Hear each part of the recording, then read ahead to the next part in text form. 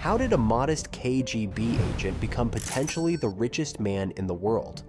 And why does the Kremlin desperately want to keep this a secret? Some people, including myself, believe that he's the richest man in the world. He has a level of living that is far in excess of anything anyone in the West would have, even the very richest. And now to Putin declaring victory in an election. Putin has made his darkest and most specific The Russian president, Vladimir Putin. On paper, Vladimir Putin's salary as the president of Russia is a modest $140,000 per year. But don't let that fool you.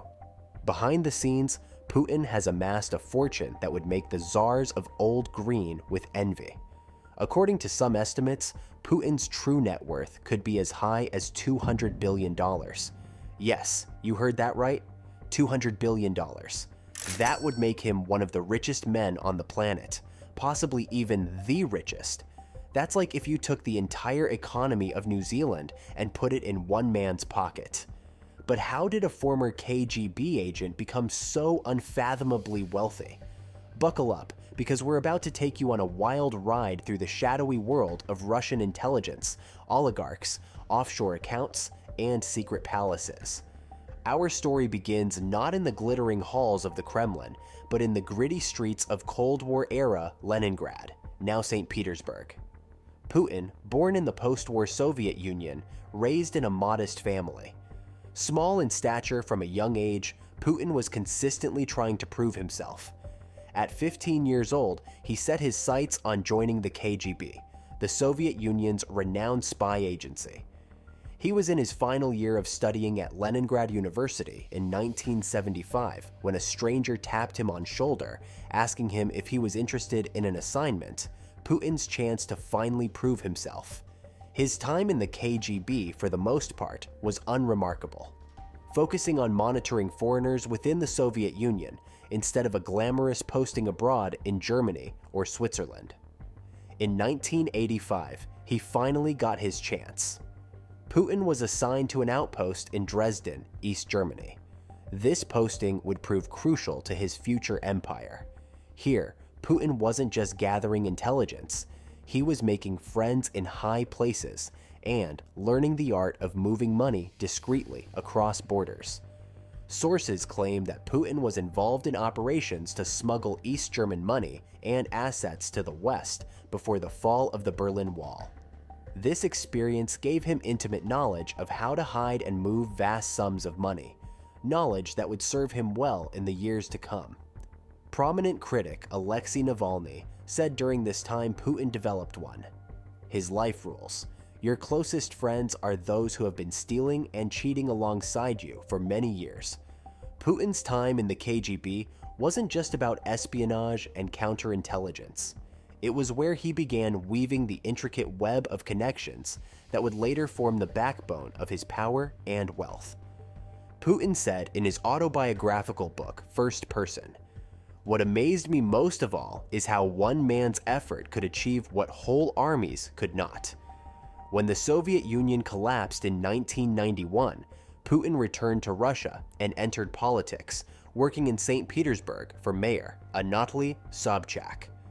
He worked his way up the government ladder, impressing even President Boris Yeltsin, who named Putin director of the Federal Security Service, or FSB. He grew his connections by doling out favors and maintained his network of former KGB agents, East German officials, and underground businessmen. Putin's rise coincided with the emergence of Russia's oligarchs, businessmen who acquired vast fortunes through the privatization of state assets. Many believe that Putin didn't just allow this to happen, he orchestrated it. When the Soviet Union fell, business became the Wild West. Previously state-owned corporations were up for grabs. Putin and his friends were well positioned to take advantage. One of these connections was Sergei Kamezov, Putin's old KGB buddy from Dresden. Today, Kamezov heads Rostec, a state corporation overseeing Russia's defense and high-tech industries. Coincidence? Our sources think not. Imagine Russia's economy as a set of nesting dolls. On the outside, you see legitimate businesses, But as you open each doll, you find layer upon layer of shell companies, offshore accounts, and hidden assets. At the very center, Vladimir Putin. Sources close to the Kremlin claim that Putin struck a deal with these new titans of industry. The arrangement was simple. They could keep their billions, but only if they shared a significant portion with Putin himself. It's estimated that Putin takes as much as 50% of the oligarchs' profits, funneling them through a complex web of shell companies and offshore accounts. Take Roman Abramovich, the owner of Evraz, a steel making and mining company and major shareholder of Norilsk Nickel. Not to mention, he is the former owner of Chelsea Football Club. Oleg Deripaska, an energy investor, and Alisher Usmanov, a diversified investor with interests in iron, ore, steel, and media. All three are billionaires with close ties to Putin. But Putin doesn't just rely on oligarchs. He's created an inner circle of trusted friends from his KGB days and early political career. These men now control Russia's largest companies and most vital industries. Igor Saykin, head of oil giant Rosneft, is known as Russia's Darth Vader. Gennady Timchenko controls vast energy assets.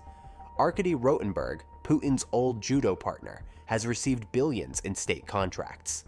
All of them are believed to be holding portions of Putin's wealth. One of the most intriguing figures in Putin's financial web is Sergei Roldugin, a professional cellist and one of Putin's oldest friends.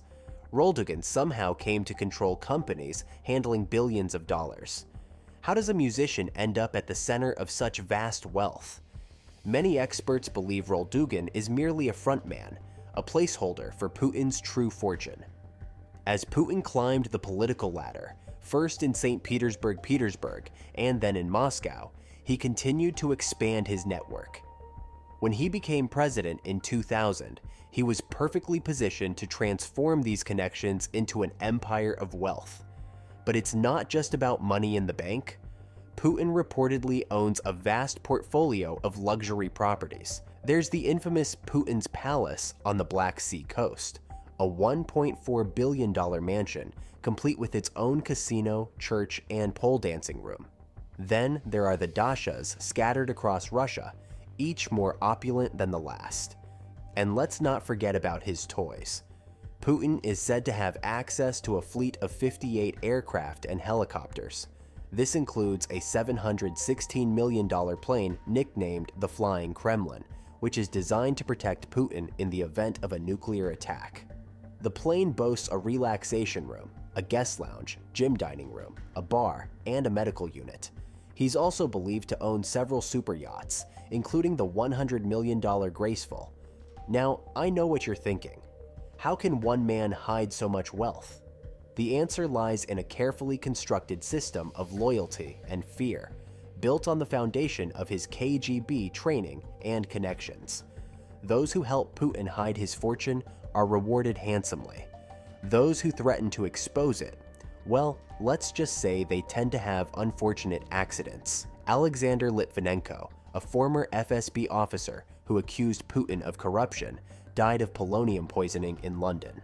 Boris Nemtsov, an opposition leader who was investigating Putin's wealth, was shot dead near the Kremlin. Coincidences? You decide. But the truth always finds a way out. Brave journalists and investigators have been piecing together the puzzle of Putin's wealth for years. And while we may never know the full extent of his fortune, one thing is clear. Vladimir Putin is not just the leader of Russia. He's its secret emperor, sitting atop a mountain of hidden gold. So the next time you see Putin in his modest suit, remember, behind lies one of the greatest accumulations of wealth in human history. A fortune built on secrets, threats, and a network of connections. Don't forget to like, subscribe, and hit that notification bell to stay up to date on all our latest investigations. And leave a comment below. What do you think? How much is Putin really worth? Share your theories.